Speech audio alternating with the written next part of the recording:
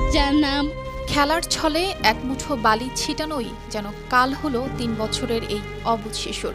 প্রতিবেশীর দুধের পাত্রে তার ছিটানো বালি পড়ায় নিষ্ঠুরতার বলি হতে হলো নিষ্পাপে শিশুকে। লোমহর্ষক এ কাণ্ড জাহিলি যুগের বর্বরতাকেও হার মানায়।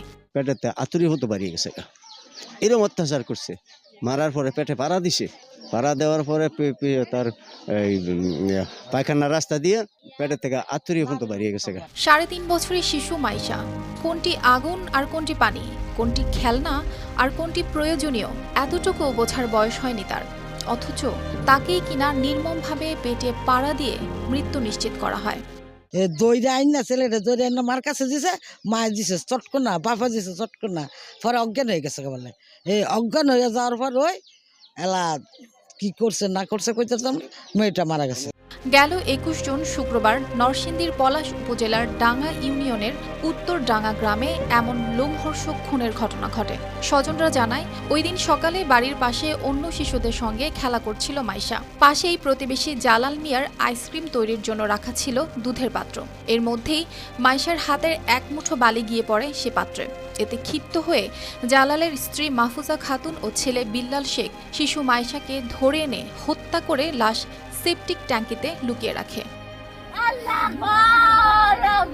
কিন্তু কে জানতো খেলার ছলের দুষ্টুমি মাইশাকে খুনির শিকারে পরিণত করবে। আর এমন লোমহর্ষক ঘটনায় মায়ের আর্তনাদ যেন থামছেই না। বাচ্চার বয়স ৩.৫ বছর। আমার বাচ্চার লগে কোনো কিছু শত্রুতাম নাই, আঙ্গর লগে কোনো শত্রুতাম নাই। আঙ্গর বিনা অপরাধে ইচ্ছা করছে। ফাঁসি চাই, ফাঁসি চাই, ৩ ফাঁসি চাই। ৪ দিন পর মঙ্গলবার আইসক্রিম বিক্রেতা প্রতিবেশী জালাল শেখের সেপটিক ট্যাঙ্কি থেকে শিশু মাইশার নিথর দেহ উদ্ধার করে র্যাব। জিডি করলাম, পুলিশে কোনো কিছু ৩-৪ দিন হয়ে গেছে গা, কোনো কিছু করতে পারে নাই। ওর অবশেষে আমরা র্যাবের কাছে গেছি পরে ১২-১৩ ঘন্টার ভিতরে এরা বার করে লাইছে। শিশু মাইশার মৃত্যুতে শোকে ভারী হয়ে ওঠে পুরো গ্রাম।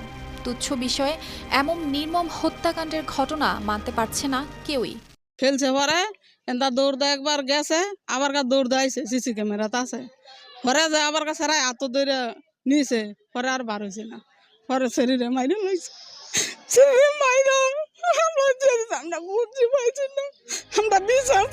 ঘটনার দিন পাশের বাড়ির সিসিটিভি ক্যামেরার ভিডিও দেখে জালাল শেখের ছেলে বিল্লাল শেখকে গ্রেফতার করে র্যাব।